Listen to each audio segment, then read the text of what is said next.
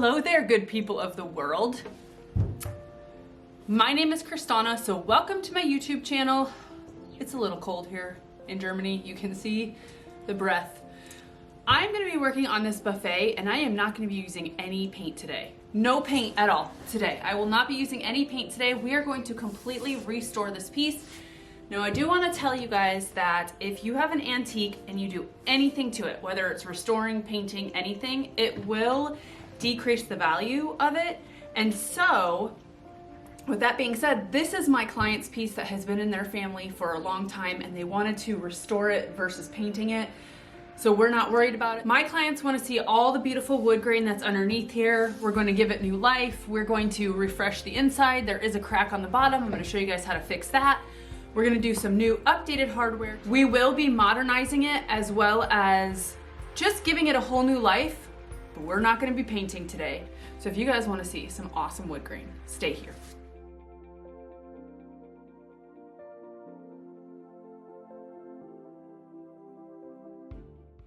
I wanted to show you an overview of what this looked like. You can see there's a deep scratch on the top and there's a lot of water rings and the veneer, and the top coat or the old lacquer on this is definitely failing.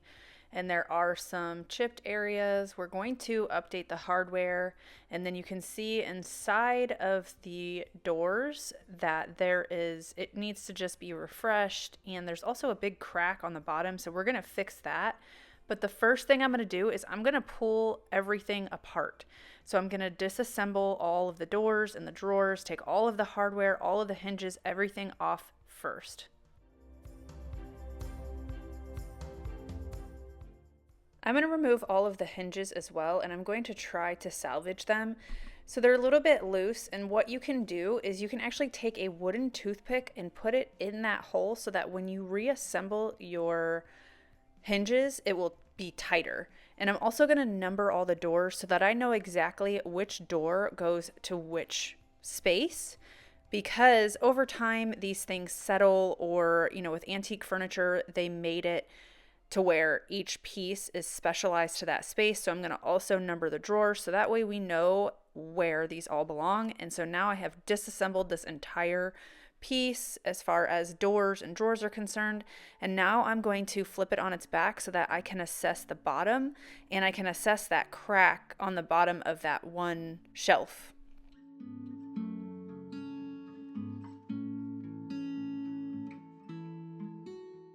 So you can see here, it's not so much a crack as the glue that was holding those panels together has failed. And so we're just going to take all of these triangles off. So these pieces of wood are to help stabilize everything. So I'm going to try to gently take these off so that we can reuse them. Now, if it's split or something like that, I could just cut new ones.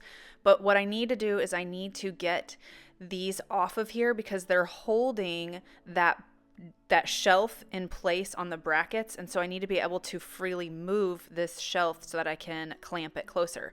So I'm going to unscrew and carefully take off the feet as well, because I need to take that front panel where that door opens. I need to take that off because I need to be able to put glue and readjust and pull everything together. And so anything that's going to hinder the movement of this shelf and me gluing it back together needs to be taken off. So you need to do this very carefully, especially in restorations, because you do not want to pull any veneer or anything off like that.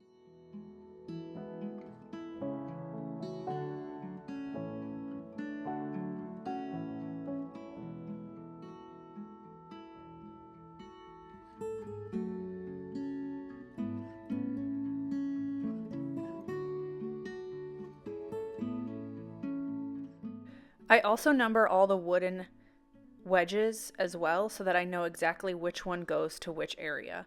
It's just better, numbering everything when you're disassembling an antique or vintage piece is a really good idea.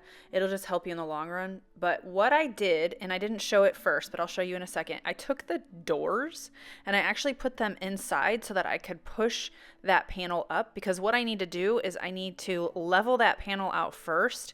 And what I'm going to do is I'm going to put some wood glue, and then I'm going to put some CA glue, which is a fast setting wood glue, and I'm going to readjust them. So there is pressure underneath this shelf right now, and I'll show you in a second, but I am going to readjust and re-glue all of these wedges so that we can make sure that this panel is at the height that it needs to be and that it's level, because it started to sag once that glue was compromised that was holding the shelf together.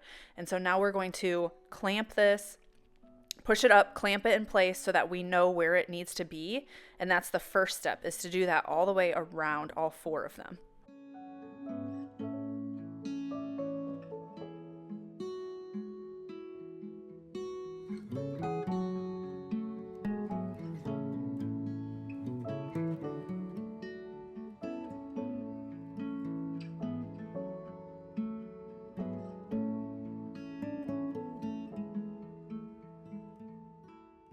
Okay, so I just wanted to show you the doors are in there. And so what this is doing is it's allowing upward pressure on that shelf so that way we can make it level. And now what I'm going to do is I'm going to take a glue syringe and I'm going to get into that crack, and I'm going to kind of just manipulate the crack to make sure that that wood glue gets in there. So that way when I clamp it, there's actual glue down in that crack. So that way, when we do clamp it, it's going to actually be glued together instead of just putting the glue on the top. So I'm manipulating it and kind of pushing it in there. So that way I know the glue is getting good down into that crack. And then what I'm going to do is I'm going to spread it along so that way we know we're pushing it in there. Once I do this, I'm going to take the larger clamps that I have and I'm going to clamp it so that that panel that is cracked is now clamped together. And then you want to make sure that it's flush, and so sometimes you may need to put weights on top to make everything even. This may not look super professional to some people, but this is the best I got and it works. And now I'm taking my glue syringe and I'm going to fix a lot of this veneer that is peeling up. We want to make sure we get to it before it chips off. So I'm going to put a bunch of wood glue into there, and then I'm going to put a piece of wood down and clamp it. That piece of wood, when I do it this way, allows it to have even pressure across instead of putting the clamp directly on the drawer front. We're going to wipe the glue away and we're going to let that sit. There are a lot of ways people go about restoring furniture. You could use chemical stripper, you could sand, you could use scrapers. I'm going to use a mixture of all of those on this piece.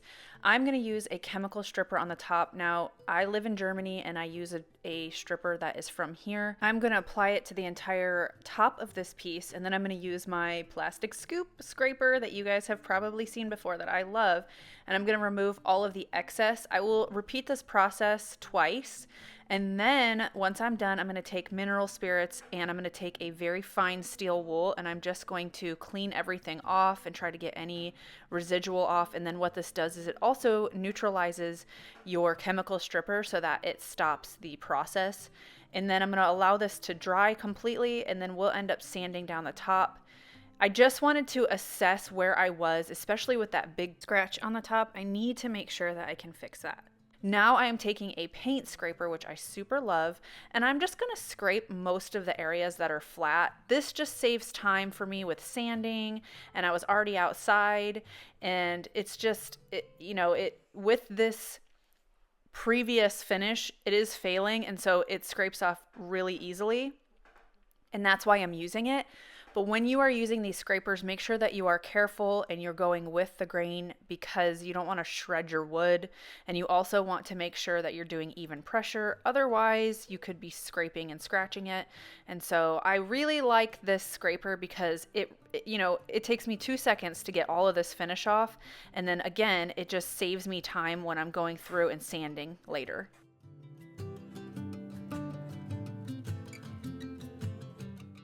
Okay, so now I brought everything inside and I'm using my 3x4 electric ray sander from Surf Prep. And I gotta say, this thing really came through in this project. I am starting with a 120 grit paper because this finish is already failing and I'm not quite sure what is going on with the veneer. I want to make sure that I start with a 120 versus an 80 grit because I don't want to go in too aggressive. So I'm just taking a 120 grit and I am just going to gently sand everything down. Right here, I'm going to show you, this is the speed that I'm actually going at. I sped it up a little bit, this clip before it. So this is the actual speed that I used to go over the entire finish and get everything off. So just take your time and don't try to mash on it, because you don't want to blow through the veneer, especially when you have something where the finish is failing. You're not quite sure what the veneer is doing underneath, and you don't want to blow through that veneer. Now I'm going to do the top. I'm taking a 120 grit with the top, and I'm just going to go with the grain, and I'm going to try to remove the rest of the finish so that way we can get down to the bare wood. But again, this is a veneer top, and remember there was a really deep scratch as well, and so I'm just going to gently go over it. I'm not going to try to get crazy and sand that scratch out. I'm just going to naturally let it sand out, because if you concentrate on one spot, you will blow through your veneer. And so I'm just gradually doing it. I start with a 120 grit, and then I go up to a 220 grit, and I just assess how much of that has taken that deep scratch off. I need to remove the finish on the edge of the top, and so I'm going to take a coarse 10 millimeter sanding pad, and I am going to gently just go over the edges so that we can get it to lighten up a little bit. And then once I go over the edges with that, I'm going to go over it with a medium grit 10 millimeter pad. And then what I'm going to do is take in 100 grit sandpaper, one of my Surf Prep sandpapers that I've used, and I always reuse paper, and I'm going to fold it in half, and I'm going to get into the crevices. I don't want to be too aggressive with my sanding on this piece, again, because it is an older piece and I don't want to destroy anything. So I'm going to take that 100 grit, and I'm just going to gently go in the cracks of that where the top and the edge meet, so that we can get the finish even more. When you restore pieces, it does take a lot of finesse and it takes patience, but it is super worth it.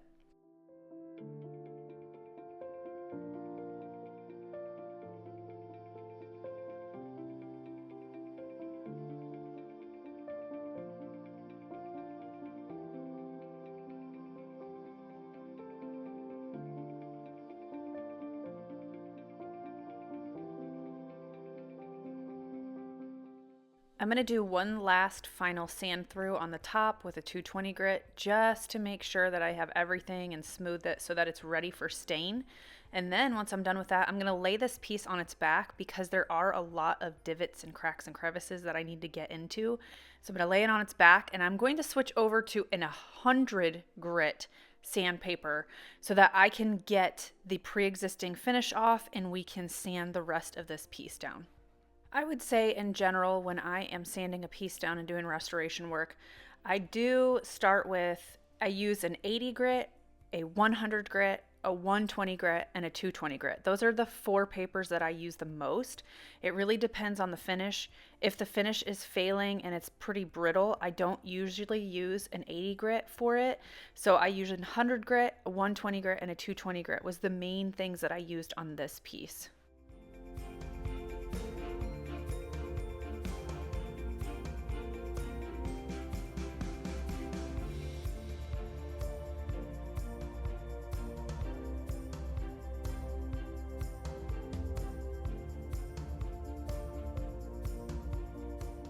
I want to try to salvage as much of the hardware as I can, and so I'm going to take my pot. So this pot is specifically for boiling hardware, just so you guys know. I don't use it for my food. So I'm just using boiling water. There's nothing else in here, and I'm just going to boil it for about 10 to 15 minutes, and then I'm going to allow it to cool down a little bit so you don't burn your hands. I do use gloves because it's just gross. And I'm going to take a brass brush and I'm going to scrub it. You want to use a brass brush when you are brushing brass. If you use a silver wire brush, that's too rough and it will scratch your stuff. So make sure that if you are brushing brass, you use a brass brush. But you can see how it's cleaning it up really nicely, and so I can reuse these hinges and they look refreshed.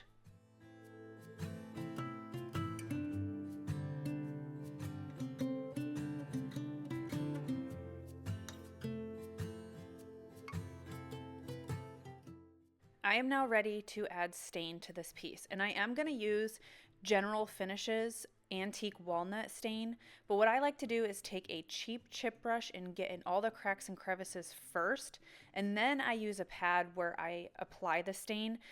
And sometimes with gel stains, people put it on top and just let it sit. I don't do that. I like to put it on the piece and then wipe it back so that you can see the wood grain. So I am using the antique walnut from General Finishes to apply this to the entire piece. You can also use a pre-stained wood conditioner. That will help condition your wood if it's super dry. It's not always necessary. Some people use it all the time. I don't always use it. I assess the wood first. So I didn't use it on this because I didn't feel like the wood was super dry and I didn't feel like the stain was taking unevenly. And now I'm just going to apply it to the top. I'm going to go with the grain and just try to have long, even strokes. So that way it does apply evenly and then I don't have problems with it being spotty later on.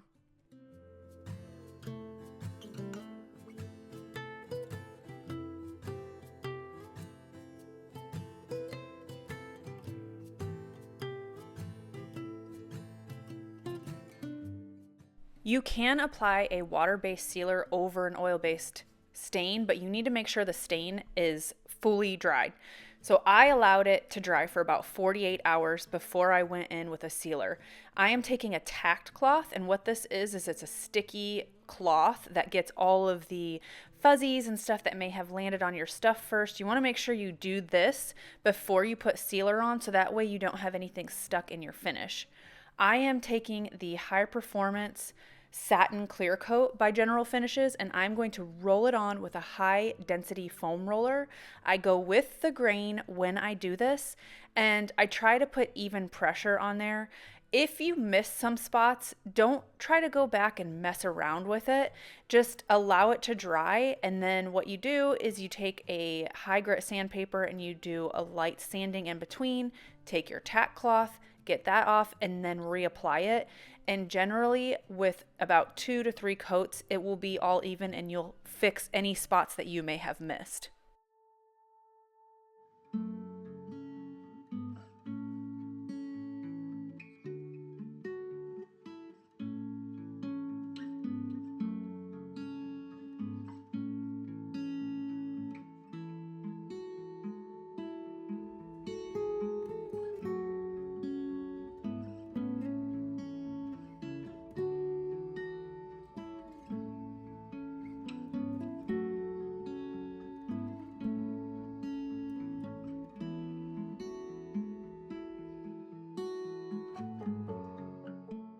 I need to refresh the inside, so I cleaned everything on the inside, and now I'm taking Wise Owl's furniture salve, and I am going to refresh this wood, and it makes it smell good. They have a ton of different smells, and this is just going to protect and rejuvenate and deodorize everything. So here's the piece before. Here it is after. I hope you guys love it. I know my client is super excited. I did update the hardware. We did some walnut and gold pulls on it to update it but keep it classy. And I really hope you guys enjoyed this.